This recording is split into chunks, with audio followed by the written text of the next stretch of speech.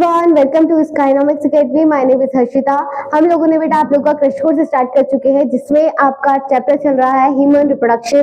First unit का second chapter है आपका ह्यूमन रिप्रोडक्शन। इससे पहले हम आपका एक लेक्चर कंप्लीट कर चुके हैं इस चैप्टर से रिगार्डिंग, जिसमें हमने समझा था आपका रिप्रोडक्शन क्या होता है, ठीक है, और आपकी कुछ टर्मिनोलॉजी के बारे में जो कि ह्यूमन रिप्रोडक्शन से रिलेटेड होती है, ठीक है। तो हमने आज बेटा आपका सबसे पहला टॉपिक स्टार्ट करना है मेल रिप्रोडक्टिव सिस्टम।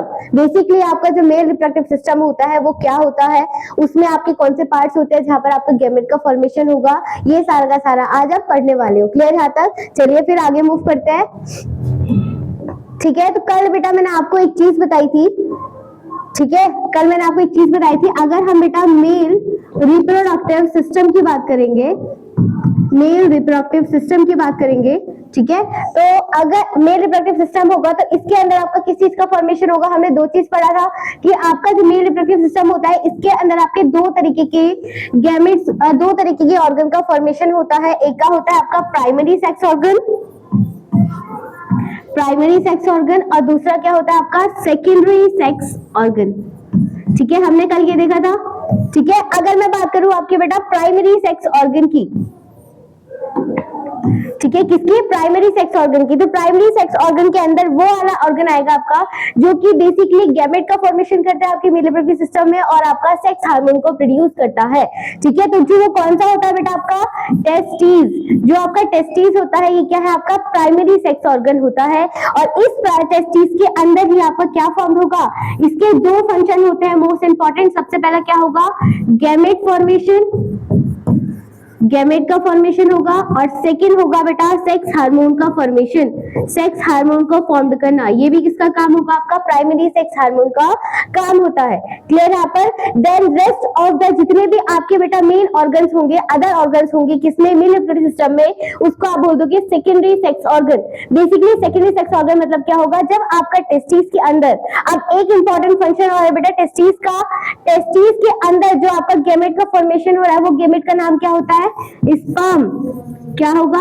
स्पर्म का फॉर्मेशन, स्पर्म फॉर्म होगा। क्लियर यहां तक? तो जो आपका स्पर्म का टेस्टिस में फॉर्मेशन होगा तो ये टेस्टिस बेटा आपके other part of the organs में भी तो मूव करेगा ना। तो जो आपका टेस्टिस के बाद दूसरे पार्ट में मूव करता हुआ आपके कहां पर यूट्रस से कोपुलेटरी ऑर्गन तक ट्रांसफर होता है स्पर्म, तो वो कैसे होता है? आपके सेकेंडरी ऑर्गन के थ्रू मूव करता हुआ जाता है। तो सेकेंडरी ऑर्गन के अंदर आपके बेटा क्या आते हैं?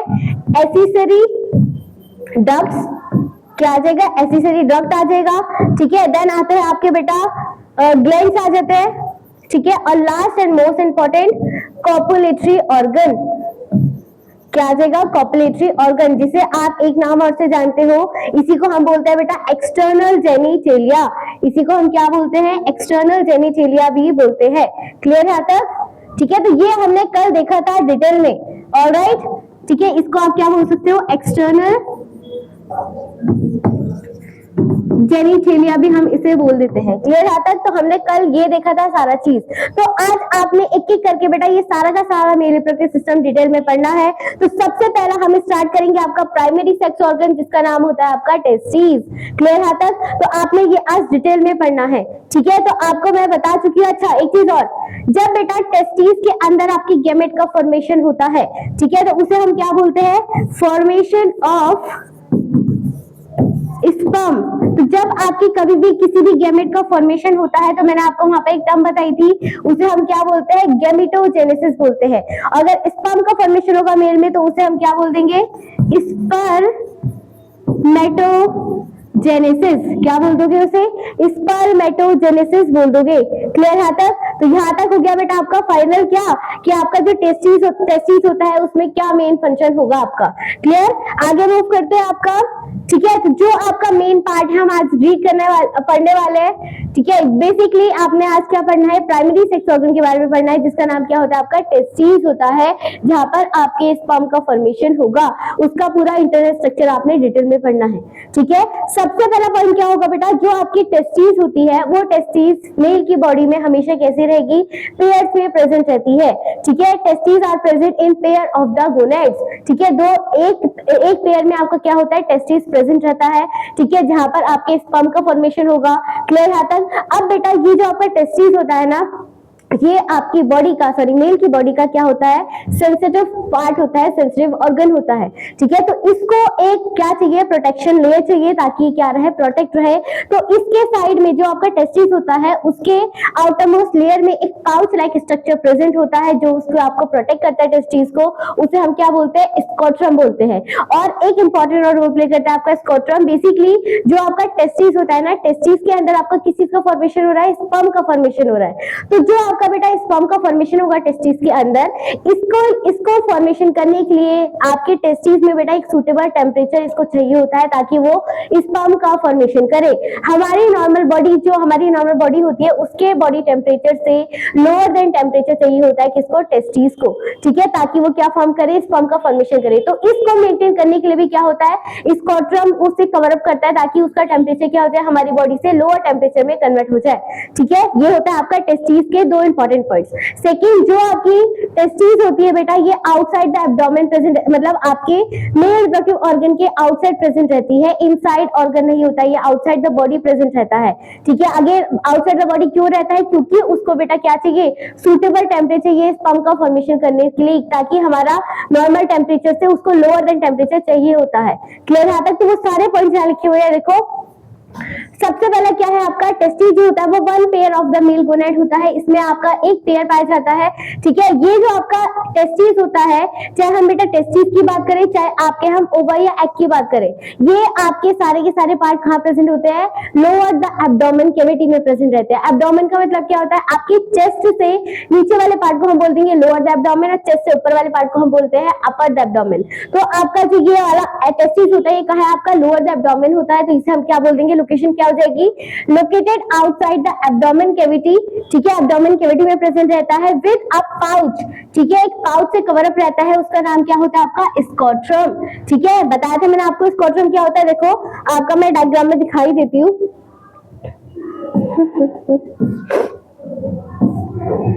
देखो यहाँ पर ये आपका क्या है, मेल रिप्रोडक्टिव सिस्टम का बेटा क्या है, आपका पूरा का पूरा स्ट्रक्चर है। ये जो अंदर आपका फॉर्मेशन हो रहा है, ये क्या है, आपकी टेस्टिस है। बट इस टेस्टिस को बेटा एक आउटसाइड में एक लेयर कवर अप कर रही है, इस कवर अप का नाम होता है स्कोट्रम, जो कि आपके टेस्टिस को क्या कर रहा है, कवर अप कर रहा है। और इसका क्या काम होता है, लो टेम्परेचर को फॉर्म करना, ठीक है, टेस्टिस के अंदर, ताकि वो स्पर्म का फॉर्मेशन कर दे, और साथ में प्रोटेक्शन का काम होता है, टेस्टिस को प्रोटेक्ट करने का काम होता है। क्लियर है तक? ये थे आपके दो इंपॉर्टेंट पॉइंट्स, किसके रिगार्डिंग, टेस्टिस के रिगार्डिंग।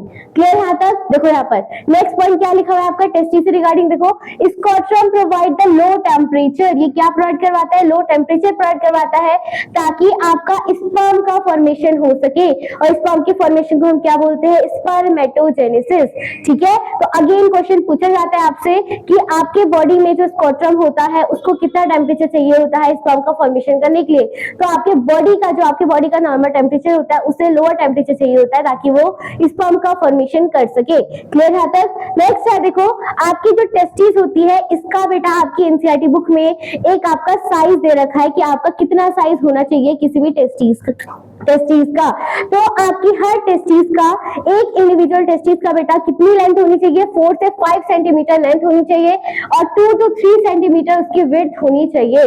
क्लियर है तक? तो ये आपको एग्जैक्टली ये वैल्यू याद करनी है, ठीक है, कि आपकी विड्थ होगी 2 to 3 सेंटीमीटर, और आपकी जो लेंथ होगी वो होगी 4 to 5 centimetre in length. Clear है तक? देन आता है हर जो आपकी बेटा टेस्टिस होती है, अब मैं यहाँ पर आपको एक स्ट्रक्चर बना के दिखा रही हूँ। इससे स्ट्रक्चर पढ़ने से पहले मैं तुम्हें एक टर्म और बताती हूँ। जो आपकी बेटा ये टेस्टिस होती है ना मेल की बॉडी में, ये आपकी मेल की बॉडी में टेस्टिस आउटसाइड द बॉडी कब फॉर्म होती है, जब आपका कोई भी जो मेल चाइल्ड होता है, मेल बेबी अगर फॉर्म होने वाला होता है बेटा मदर की पेट में, ठीक है। तो जब आपकी मदर प्रेग्नेंट रहती है, आफ्टर जब वो आपका पता, वो बेबी आपका क्या है, मेल है, तो उनकी मेल की बॉडी में बेटा क्या होगा, आपका मदर की बॉडी में, वो जब तक 7th मंथ नहीं होते हैं उनकी इनसाइड द बॉडी में ही प्रेजेंट रहता है आपका testis. But after the 7 month के बाद आपका जो टेस्टिस होता है बेटा वो आपका नेचुरल प्रोसेस के थ्रू मतलब automatically outside the body abdomen में क्या हो जाता है, ग्रो होना स्टार्ट हो जाता है। ठीक है, अगर वो ये कंडीशन फॉलो ना करता हो, ठीक है, मैंने क्या बोला आपसे, अगर आपका टेस्टिस आफ्टर मदर की पेट में ही अगर उसकी टेस्टिस आउटसाइड एब्डोमेन फॉर्म्ड नहीं होती है तो वो क्या आगे इन फ्यूचर में जब उसका जन्म हो जाएगा बेटा तो आफ्टर प्यूबर्टी के बाद उसकी बॉडी के अंदर गैमेट्स का फॉर्मेशन नहीं होगा और ना ही उसकी बॉडी में सेक्स हार्मोन तो बनेगा बट वो आपका स्पर्म का फॉर्मेशन नहीं कर सकता है। तो उस कंडीशन को हम क्या बोलते हैं, मेल स्टेरिलिटी बोल देंगे। क्या बोल दोगे उसे, मेल स्टेरिलिटी बोल दोगे। स्टेरिलिटी का मतलब क्या होता है, वो आपकी गैमेट का फॉर्मेशन नहीं कर सकता है और किस में हो रहा है, मेल में हो रहा है, तो इसे आप क्या बोल दोगे, मेल स्टेरिलिटी बोल दोगे। क्लियर यहाँ तक? ठीक है, तो देखो यहाँ पर मैं आपको एक स्ट्रक्चर बना के दिखा देती हूँ। ये आपका इस तरीके से बेटा एब्डोमेन का स्ट्रक्चर होता है। ठीक है, ये आपका ऊपर क्या है, पूरी की पूरी बर्थ कैनाल होती है आपकी। ठीक है, इसी क्या होती है, आपकी बर्थ कैनाल होती है और ये पूरा का पूरा जो आपका कवर आता है ये क्या है, आपकी टेस्टिस है और ये आपके आउटरमोस्ट लेयर में जो प्रोटेक्ट कर रहा है ये क्या हो जाएगा, आपका स्कॉट्रम हो जाएगा। ठीक है, ये अभी कहां पर प्रेजेंट है बेटा, ये अभी मदर की बॉडी में इन बर्थ कैनाल, ठीक है, इन बर्थ कैनाल, ठीक है, वो आपके अभी मदर की बॉडी में बेटा inside the body he present है, इनसाइड द बॉडी ही आपका टेस्टिस क्या है, प्रेजेंट है। But after the 7 month, after the 7 month के बाद आपका जो टेस्टिस होगा बेटा ये आपकी आउटसाइड द एब्डोमेन फॉर्म हो जाएगा, outside the body form, outside the body form. Outside the body form क्यों फॉर्म होता है, अगेन ताकि वो स्पर्म का फॉर्मेशन कर दे। इनसाइड द बॉडी होगा तो उसका बेटा टेम्परेचर मेंटेन रहेगा और वो आपका क्या नहीं बना पाएगा, स्पर्म का फॉर्मेशन नहीं कर सकता है। ठीक है, तो इस कंडीशन को अगर ये कंडीशन बेटा अगर आपका कोई भी चाइल्ड, मेल चाइल्ड वो फॉर्म नहीं कर सकता है तो इस कंडीशन को हम क्या बोलते हैं बेटा, आपका स्क्रेप्टोक्रीडियस। क्या बोलते हैं इसे, स्क्रेप्टोक्रीडियस बोलते हैं। स्क्रेप्टोक्रीडियस का मतलब होता है फेलियर ऑफ टेस्टिस। ठीक है, आपका टेस्टिस क्या कर रहा है बेटा, फेल हो चुका है ताकि वो स्पर्म का फॉर्मेशन ना कर सके, तो इस कंडीशन को हम बोलते हैं स्क्रेप्टोक्रीडियम। ठीक है, तो यहाँ पर ये आपको बात याद रखनी है, ये आपकी एनसीईआरटी में एक छोटी सी लाइन लिख रखी है। ठीक है, तो स्पेलिंग लिख सकते हो आप, क्या होगी, SCRYPTOCHIRIDISM, स्क्रेप्टोक्रीडियम। इसका मतलब होता है फेलियर ऑफ टेस्टिस। ठीक है, फेलियर ऑफ टेस्टिस। ठीक है, इसका मतलब क्या होगा, कोई भी वो आपका टेस्टिस का फॉर्म नहीं कर रहा है to descend from the abdomen of cavity. Clear आता है? तो ये पॉइंट आपको याद रखना है कि आपके बेटा बॉडी के आउटसाइड, मेल की बॉडी के आउटसाइड आपका टेस्टिस का फॉर्मेशन बहुत इंपॉर्टेंट होता है ताकि वो क्या फॉर्म कर सके, स्पर्म का फॉर्मेशन कर सके। क्लियर आता है? तो ये आपको पॉइंट याद रखना है यहाँ पर। यहाँ तक आई होप बेटा आप सब लोगों को समझ में आ गया होगा। ठीक है, नेक्स्ट आगे हम मूव करने वाले हैं बेटा आपका टीएस सेक्शन ऑफ टेस्टिस। ठीक है, आपने अब टीएस सेक्शन पढ़ना है, किसका, टेस्टिस का। प्रॉपर्ली क्लियरली आपको स्ट्रक्चर का फॉर्मेशन पढ़ना है। टीएस सेक्शन का मतलब क्या होता है, आपने ट्रांसफर सेक्शन करना है, लंबाई में कट करना है, नॉट अ हॉरिजॉन्टल। क्लियर यहाँ पर? तो अब हम स्टार्ट कर दिए बेटा, मैं आपका डायग्राम बनाना है, यहाँ पर ध्यान से देखना है। ठीक है, जो आपका बेटा टेस्टिस होता है इसकी जो आउटर मोस्ट लेयर होती है आपकी, ये आपकी किससे फॉर्म होती है, आपकी बेसिकली जो आपका टेस्टिस का स्ट्रक्चर होता है ये आपका टेस्टिकुलर लिब्यूल से फॉर्म होता है। जो आपकी आउटसाइड द बॉडी होती है टेस्टिस की, वो कौन सी होती है, आपकी टेस्टिकुलर लिब्यूल होती है। देखो आपको जब आप देखो यहाँ पर मैं आपको पहले एक बार स्ट्रक्चर दिखा देती हूँ टेस्टिस का। ये होता है आपका बेटा क्या, टेस्टिस का स्ट्रक्चर। इस टेस्टिस का स्ट्रक्चर यहाँ पर अभी क्या कर रखा है, इसका भी टीएस सेक्शन कर रखा है, इसलिए आपको इनसाइड द स्ट्रक्चर दिख रहे हैं। अब इसको आपने बेटा इसी स्ट्रक्चर में कट करके मैंने ये चीज आपको बना के दिखानी है। ठीक है, तो यही चीज हम यहाँ देखने वाले। देखो जब आप टीएस सेक्शन करते हो किसी भी टेस्टिस का तो उसमें आपको जो सबसे आउटर मोस्ट लेयर दिखती है उसे हम क्या बोलते हैं, आपका टेस्टिकुलर लिब्यूल बोलेंगे। देखो इस तरीके से आपको स्ट्रक्चर दिखेगा। ठीक है, तो ये जो आपका आउटर मोस्ट लेयर होती है, अब ये देखो आपकी जो टेस्टिकुलर लिब्यूल है बेटा ये आपको कैसी दिख रही है, ये आपको अंदर धसी हुई दिखती है, मतलब एक के नीचे एक आपकी क्या दिख रही है, लेयर दिख रहे हैं, कंपार्टमेंट्स दिखते हैं। तो इस वाले लेयर को हम बोलते हैं आपका टेस्टिकुलर लिब्यूल। क्या बोलते हैं इसे, टेस्टिकुलर लिब्यूल बोलते हो। और ये जो आपकी बेटा टेस्टिकुलर लिब्यूल होती है ना, एक टेस्टिस के अंदर कम से कम इसमें बेटा 250 से 300 कंपार्टमेंट्स होते हैं। 250 से 300 कंपार्टमेंट्स पाए जाते हैं। यहाँ पर हम इतना बड़ा नहीं बना सकते हैं, तो इसलिए मैं यहाँ पर आपको 3 लेयर में बता रही हूँ। तो ये आपके हर टेस्टिस के अंदर कितने टेस्टिकुलर लोब्यूल्स पाए जाते हैं? 250 से 300 कंपार्टमेंट्स पाए जाते हैं टेस्टिकुलर लोब्यूल के अंदर। अब ये जो आपका टेस्टिकुलर लोब्यूल है, इसके अंदर आपको अगेन एक और क्या दिखेगा? लोब्यूल्स दिखेंगे, वो अगेन डिवाइड होंगे। तो आपके हर एक कंपार्टमेंट के अंदर आपको बेटा कुछ इस तरीके से स्ट्रक्चर दिखेगा, ठीक है। ये इस तरीके से आपको स्ट्रक्चर दिखेंगे हर टेस्टिक्यूलर के अंदर। और ये जो आपका स्ट्रक्चर है, इस स्ट्रक्चर का नाम होता है बेसिकली आपका, इस स्ट्रक्चर का नाम हो जाएगा आपका सेमनीफेरस ट्यूब्यूल। क्या बोल दोगे इसे? सेमनीफेरस ट्यूब्यूल बोल दोगे, ठीक है। और ये सेमनीफेरस ट्यूब्यूल में बेटा आपके हर चैम्बर के अंदर 2 से 3 लूप्स पाए जाते हैं। कितने लूप्स पाए जाएंगे? 2 से 3 लूप्स पाए जाएंगे हर लोब्यूल के अंदर। मतलब आपका ये एक टेस्टिकुलर लोब्यूल है, इस टेस्टिकुलर लोब्यूल के अंदर कंपार्टमेंट के अंदर आपके इस तरीके के 2 या 2 से ज्यादा क्या पाए जाएंगे? लोब्यूल्स पाए जाते हैं। क्लियर? यहाँ तक समझ में आ गया? टेस्टिस के 2 पार्ट हमने पढ़ चुके हैं, टेस्टिकुलर लोब्यूल और सेमनीफेरस ट्यूब्यूल। तो पहले हम यहाँ रीड कर लेते हैं, देन आगे मूव करेंगे। देखो क्या लिखा हुआ है आपका बेटा point. Each testis has about 250 compartments, ठीक है। 250 से 300 कंपार्टमेंट्स होते हैं हर टेस्टिस के अंदर। उसका नाम क्या होता है? आपका टेस्टिकुलर लोब्यूल हो जाता है। क्या हो जाएगा? टेस्टिकुलर लोब्यूल हो जाएगा। मैं तुम्हें बेसिक स्ट्रक्चर भी दिखा देती हूँ। देखो ये आपकी जो आउटरमोस्ट लेयर है बेटा, ठीक है, ये तो आपकी क्या हो गई? स्कोट्रम की हो गई। अब ये जो आपको अंदर धसी हुई दिखती जा रही है, ये वाली लेयर आपकी किसकी हो जाएगी? टेस्टिकुलर लोब्यूल की हो जाएगी। जो कितने कंपार्टमेंट है? 250 से 300 आपको कंपार्टमेंट इसमें दिखेंगे। अगेन इसमें भी आपको प्रॉपर नहीं दिख रहा है, बट इतने सारे आपके एक कंपार्टमेंट होते हैं। अब इस कंपार्टमेंट के अंदर आपको देखो ये जिगजैग स्ट्रक्चर दिख रहा है, ठीक है। तो आपको मसल जैसा फॉर्मेशन दिख रहा है। तो ये जो आपके मसल जैसे फॉर्म होता है, इसी को हम क्या बोलते हैं बेटा? Seminiferous tubule. इसे क्या बोल दोगे आप? सेमनीफेरस ट्यूब्यूल बोल दोगे। और हर सेमनीफेरस ट्यूब्यूल बेटा ये पूरा इतना लार्ज अमाउंट में होता है कि ये आपके 2 से 3 लूप्स आपके एक कंपार्टमेंट के अंदर पाए जाएंगे। एक टेस्टिकुलर लोब्यूल के अंदर आपके 2 से 3 लोब्यूल्स पाए जाते हैं। क्लियर यहाँ तक? तो यही चीज मैंने आपको यहाँ पर बताई है। देखो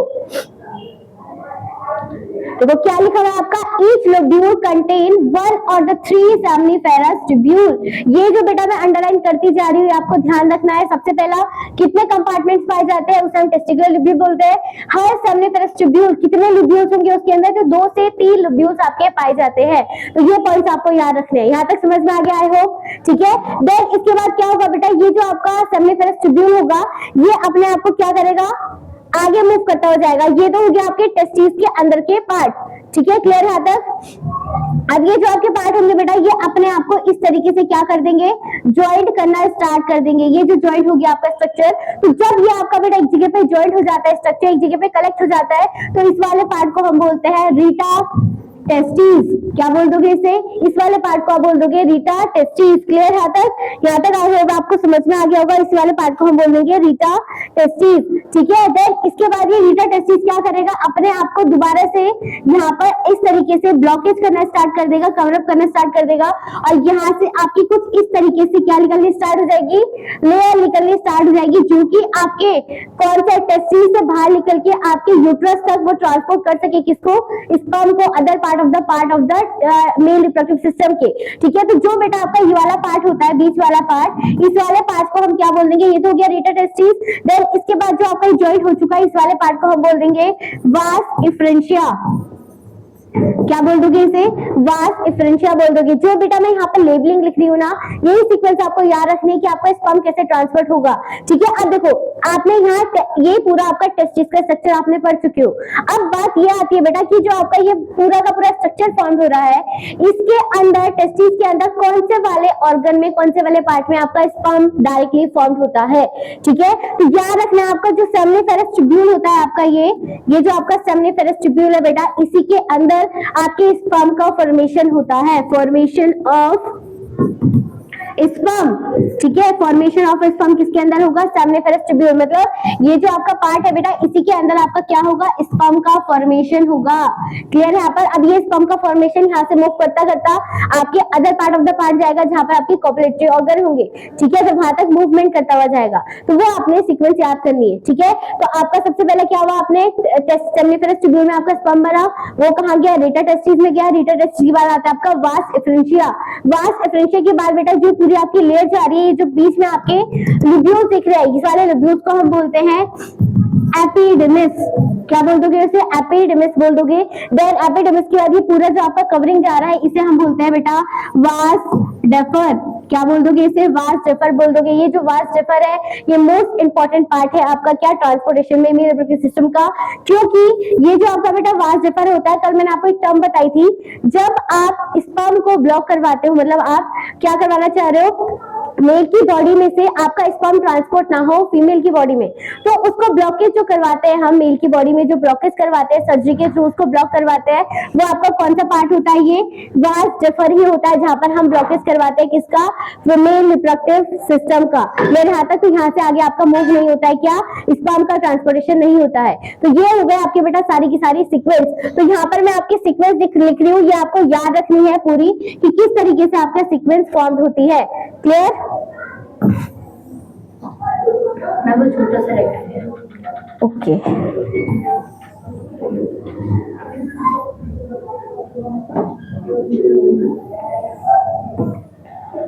देखो यहाँ पर मैं सीक्वेंस लिख रही हूँ, कहाँ से आपका बेटा स्पर्म ट्रांसपोर्ट होगा।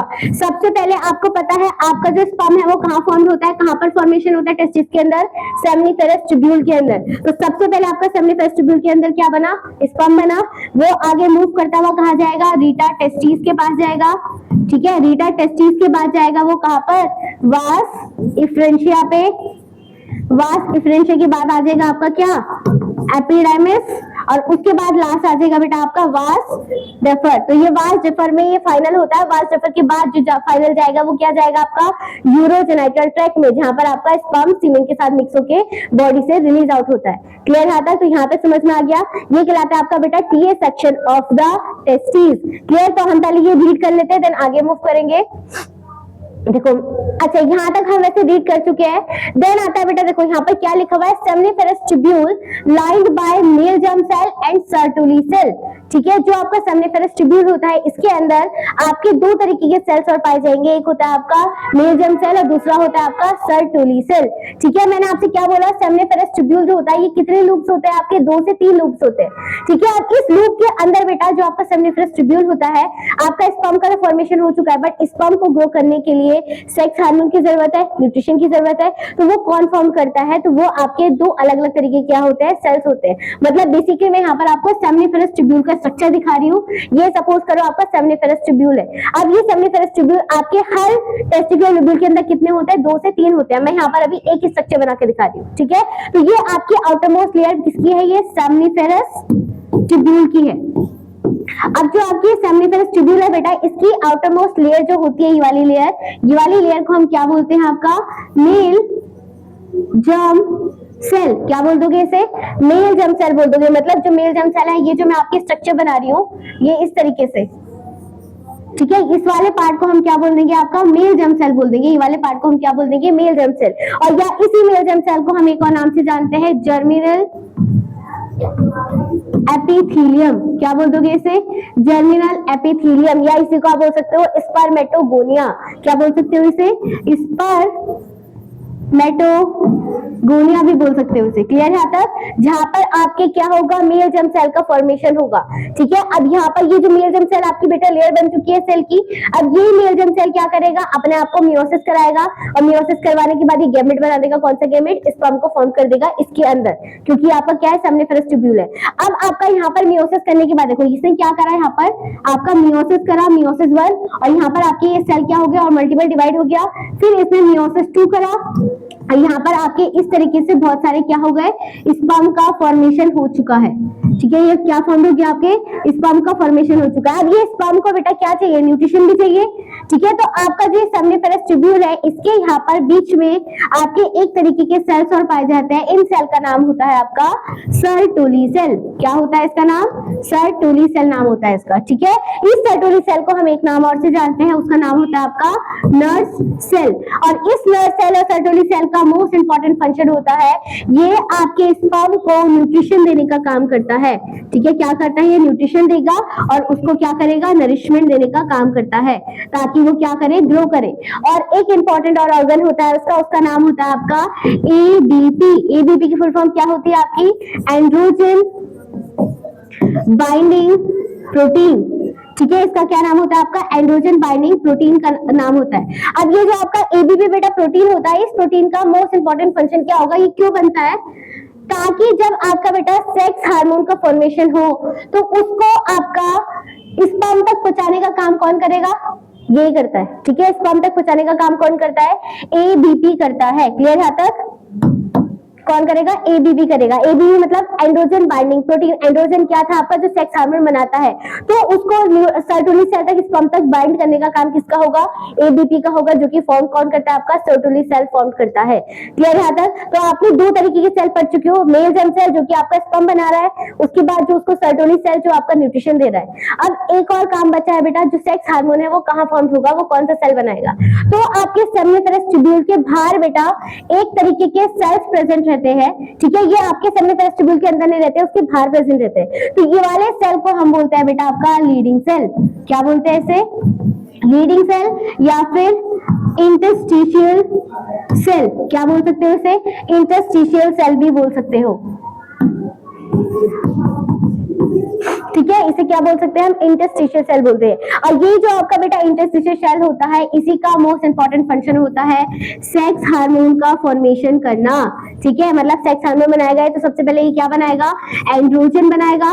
ठीक है, एंड्रोजन के अंदर क्या बनते हैं, आपके हार्मोन्स बनते हैं। तो मेल का हार्मोन कौन सा होता है आपका, टेस्टिस्टेरोन। क्या होता है आपका इसका हार्मोन का नाम, टेस्टिस्टेरोन हार्मोन होता है। तो आपके लीडिंग सेल ने यहाँ पर क्या बना दिया, टेस्टिस्टेरोन सेक्स हार्मोन बना लिया। बट ये देखो आपके सेमनीफेरस ट्यूब्यूल के बाहर प्रेजेंट है ना, स्पर्म तो अंदर है, तो उसको कैसे मिलेगा, तो यहाँ पर जो आपका बेटा मैंने यहाँ पर बताया था आपको एबीपी, तो ये एबीपी क्या करेगा, बाहर आउटसाइड से इसको अंदर लेके जाएगा, ताकि वो क्या मिल जाए, उसको न्यूट्रिशन मिल जाए। क्लियर, तो इसलिए हमने यहाँ पर क्या पढ़ा था, आपका एबीपी पढ़ा था। समझ में आ रही बात, तो इस तरीके से आपका स्पर्म क्या होता है, वो ग्रो होता है, उसको सेक्स हार्मोन मिलता है, उसको हम न्यूट्रिशन देते हैं। क्लियर यहाँ तक, तो ये चीज आपने यहाँ पर पढ़नी है, देखो। ठीक है, साथ साथ में फंक्शन याद रखना है, सेमनीफेरस लीडिंग सेल का काम है सेक्स हार्मोन बनाना, आपका सर्टोली सेल का काम है न्यूट्रिशन देना, और मेल जर्म सेल का क्या काम है, उसको स्पर्म का फॉर्मेशन करना, जो जर्मिनल एपिथेलियम होगी। क्लियर यहाँ तक, तो यही चीज आपकी यहाँ पर देखो लिखी हुई है सारी। तो क्या लिखा हुआ है, सबसे पहला male germ cell undergo meiosis and produce sperm. Male germ cell को हम क्या बोल देंगे, आपका सेमनीफेरस जर्मिनल एपिथेलियम, या फिर आप स्पर्मेटोगोनिया भी इसी को बोलोगे।